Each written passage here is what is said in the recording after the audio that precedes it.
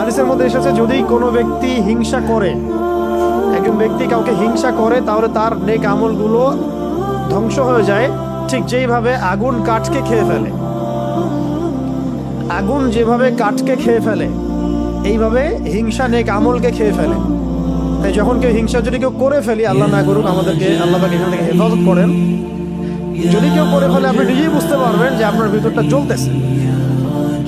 এটা কিসের আগুনে জ্বলতেছে? হিংসার আগুনে জ্বলতেছে।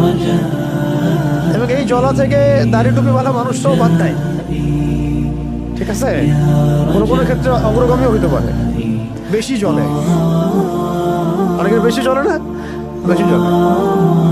তো হিংসা থেকে বাঁচতে হবে। আরেকটা হচ্ছে, যদি কেউ আপনাকে হিংসা করে, আপনি হিংসা করেন না কাউকে, কিন্তু অন্যরা আপনাকে হিংসা করতেছে, এটার জন্য আপনি কখনোই গুনাহগার না, কিন্তু এই যে হিংসা আপনাকে করতেছে মানুষ, এটারও এফেক্ট আপনার উপর আসতে পারে যদি আপনি প্রোটেক্টেড না থাকেন।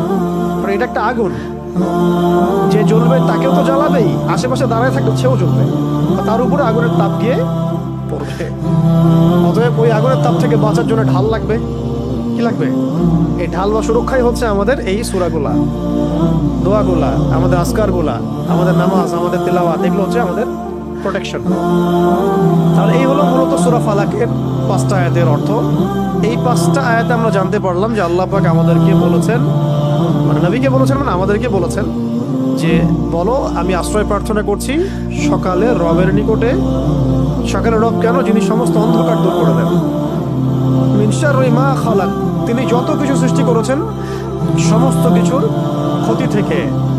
আর ওয়া মিন শাররি গাসিকিন ইযা ওয়াকাব, খাস করে এই রাতের ক্ষতি থেকে যখন সেটা গভীর হয়, রাতের ক্ষতি থেকে যখন সেটা গভীর হয়। আর এবং গ্রন্থিতে ফুৎকার দানকারিনী মহিলাদের অনিষ্ট থেকে, জাদুকরিনী নারীদের অনিষ্ট থেকে, এবং হিংসুকের অনিষ্ট থেকে যখন সে হিংসা করে। এই 5টা আয়াতে এই কয়েকটা বিষয় আছে। কয়টা?